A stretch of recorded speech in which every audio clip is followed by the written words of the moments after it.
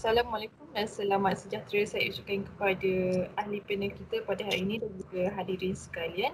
Hadirin yang dihormati, bersama saya pada hari ini merupakan ahli panel kita iaitu Menteri Kanan Pendidikan Dr. Ilham Maisarah dan juga Puan Syuhaidah iaitu selaku pensyarah psikologi dan juga kaunseling daripada UiTM Shah Alam.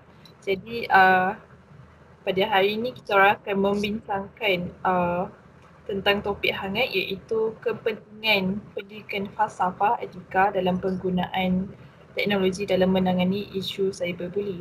Jadi terlebih dahulu saya akan menjelaskan apa itu bully cyber.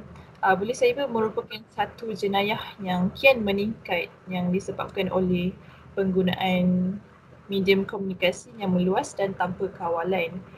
Jenayah cyber kebiasaannya dilibatkan oleh remaja. Namun begitu terdapat juga namun begitu ia juga boleh berlaku kepada sesiapa saja tanpa mengira usia. Perbuatan ini termasuklah seperti mengancam, memalukan seseorang, menakutkan seseorang melalui aktiviti seperti text message, email maupun berbalas komen di sosial media seperti platform Instagram, Facebook dan juga Twitter dan sebagainya. Yang hanya bertujuan untuk menimbulkan kemudaratan dan juga ketidakselesaan kepada lain. Mengikut laporan daripada Pusat Bantuan Cyber 999 yang bertindak sebagai pusat tindak balas insiden keselamatan cyber, menerima lebih daripada 30,000 laporan insiden keselamatan cyber dalam tempoh sejak 2017 hingga September tahun ini. Jadi kita dapat lihat jenayah cyber di negara kita ini berada di tahap yang membimbangkan. Dan wajarlah kita sebagai masyarakat yang prihatin untuk berganding bahu dalam menangani isu cyberbully bersama-sama. Baiklah sidang hadirin sekalian, soalan saya pertama yang ingin ajukan kepada Puan Syuhaidah, apakah faktor ataupun punca yang boleh mempengaruhi gejala cyberbully dalam kalangan masyarakat? Terima kasih kepada saudari pengurusi majlis yang bertanya. Saya terus kepada soalan untuk dijawab. So, faktor utama merupakan ibu bapa kurang memberi perhatian kepada anak-anak. Ibu bapa sibuk bekerja dan melakukan aktiviti mereka sehingga tanggungjawab terhadap anak-anak terabai. So, melalui kajian daripada Microsoft Survey pada tahun 2012, ke atas 7,600 kanak-kanak berusia daripada 8 hingga 17 tahun, seramai 1/3 daripada kanak-kanak merupakan mangsa kepada jenayah bully cyber ini. Dan daripada kajian ini juga didapati tahap kesedaran ibu bapa terhadap jenayah ini adalah sangat rendah. Yang kedua adalah faktor hasad dengki pembuli terhadap mangsa, di mana kelakuan buli itu berlaku apabila pembuli berasa tidak puas hati atau cemburu dengan mangsa kerana kejayaan atau mangsa disukai oleh orang ramai dan sebagainya. Dan faktor ketiga adalah kurangnya pendidikan ataupun ilmu pengetahuan tentang jenayah bully cyber ini. So, faktor ini adalah yang menyumbang kepada penyalahgunaan kemudahan yang ada. Sebagai contoh, media sosial. Media sosial selalu dijadikan platform utama untuk menyebarkan fitnah atau berita palsu oleh pelaku dan menyebabkan mangsa mengalami tekanan emosi dan sebagainya. Jadi tiga ini adalah faktor yang menyumbang kepada terjadinya jenayah cyberbully di Malaysia. Peranan kerajaan dalam mematuhi dalam isu cyberbully ini adalah antaranya adalah kita memberikan ceramah ataupun kempen anti-bully di setiap sekolah supaya para pelajar ni dapat tahu apakah bentuk-bentuk cyberbully yang mereka lakukan ataupun mereka cuba untuk melakukan. Yang kedua adalah institusi bagi mengawal kes buli ni adalah dengan cara kita mungkin antara kita boleh memberikan ilmu kepada mangsa, maksudnya cara macam mana mereka untuk keluar daripada trauma mereka tersebut dengan dan juga up to date dengan mangsa.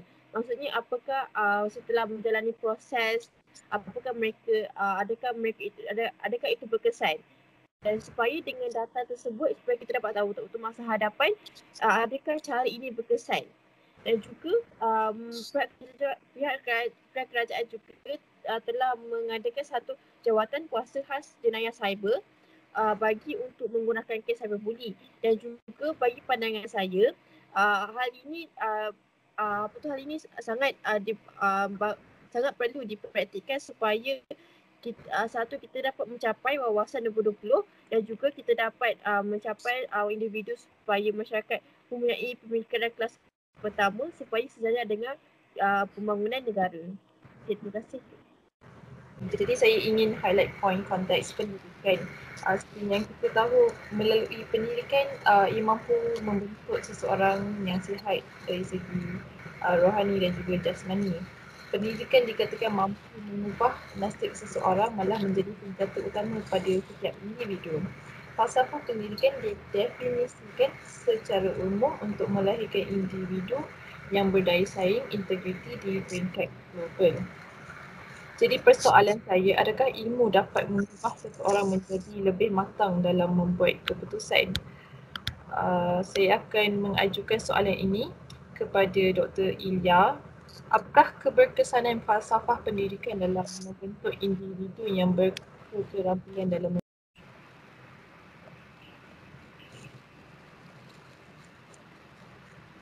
Jadi saya ingin ajukan soalan kepada Dr. Ilya. Apakah keberkesanan falsafah pendidikan dalam membentuk individu yang berketerampilan dalam menggunakan teknologi? Okey, yang pertama masyarakat kurangnya pendedahan terhadap ilmu jenayah cyber. Maksudnya mereka macam mereka menggunakan tapi mereka tak tahu apakah limit yang harus mereka letakkan dalam penggunaan teknologi. Yang kedua, usaha yang berterusan ke arah memperkembangkan lagi potensi individu secara menyeluruh dan bersepadu untuk mewujudkan insan yang seimbang dan harmoni dari segi intelek, rohani, emosi dan jasmani berdasarkan kepercayaan dan kepatuhan kepada Tuhan. Maksudnya di sini kita bukannya sekadar maksudnya kita just bagi booklet ke apa-apa ilmu tentang isu jenayah cyber, tapi usaha berterusan. Maksudnya sentiasa melakukan awareness kepada orang ramai supaya mereka tahu apakah cara menggunakan alat teknologi dengan baik. Yang ketiga, pemikiran individu haruslah seiring dengan sejajar dengan perkembangan teknologi. Oleh itu mereka setiap individu haruslah menggunakan dengan cara yang betul dengan mengetahui apakah nilai murni, apakah yang harus adab yang mereka harus letakkan, yang mereka harus dahulukan sebelum mereka melakukan sesuatu. Itu sahaja daripada pandangan saya. Terima kasih. Terima kasih atas penjelasan tersebut.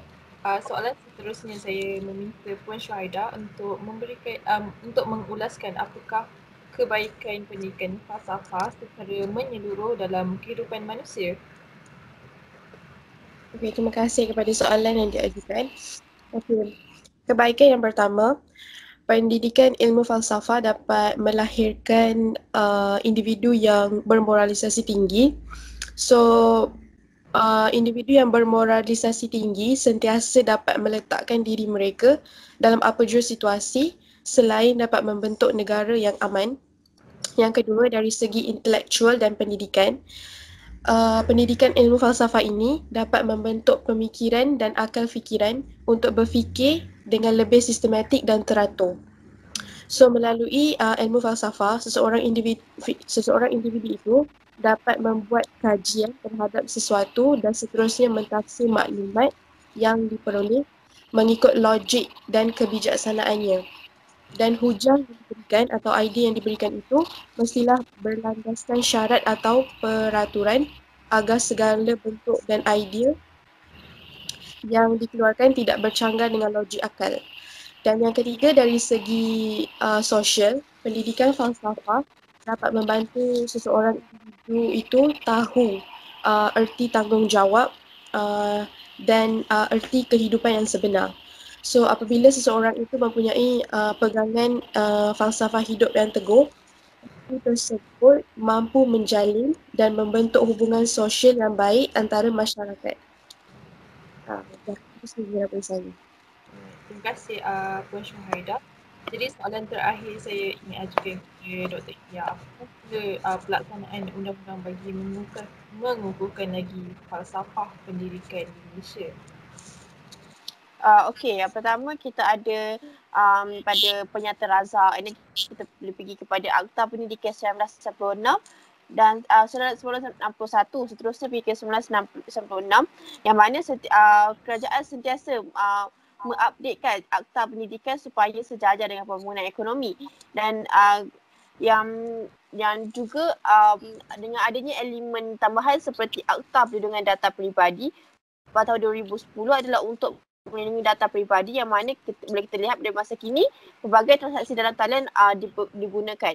Pelbagai atas talian, transaksi atas talian, maksudnya kita banyak menggunakan ekonomi dalam urusan teknologi. So jadinya di sini kita dapat lihat yang mana perlunya pengukuhan dalam pada segi falsafah pendidikan supaya mereka dapat tahu bagaimana cara yang baik untuk menggunakannya.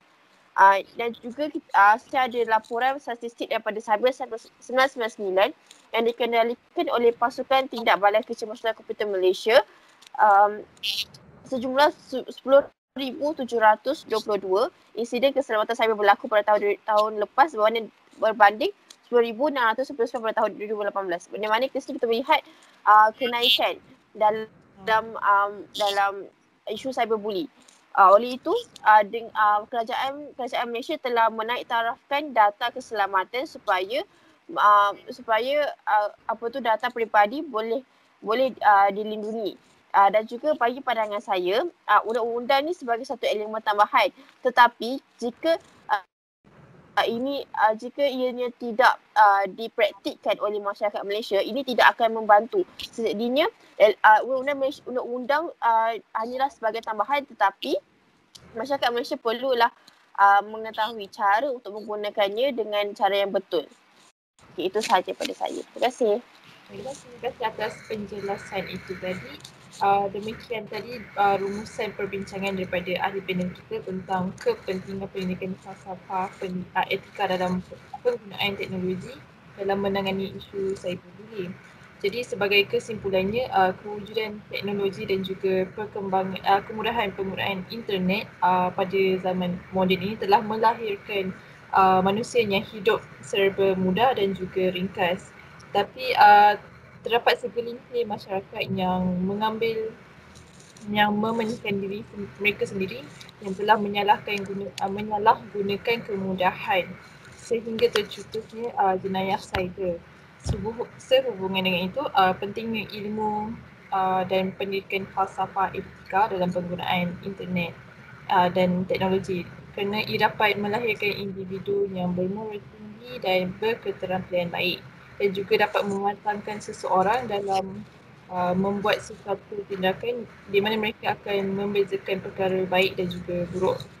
Selain itu juga penerapan agama sangatlah penting dalam mendidik masyarakat supaya menjadi insan lebih baik. Oleh itu, cukuplah dengan jati diri nilai-nilai murni haruslah diterapkan dalam etika penggunaan teknologi agar perkara yang tidak diingini dapat dielakkan. Jadi terima kasih kepada Dr. Ilya dan juga Puan Syuhaida yang sudi hadir untuk membicarakan mengenai topik hangat ini. Harapan saya agar forum ini dapat mampu memberi informasi yang bermanfaat kepada para hadirin dan juga dapat membuka mata masyarakat tentang jenayah cyber. Sekian, wabillahi taufiq wal hidayah. Assalamualaikum. Assalamualaikum. Terima kasih.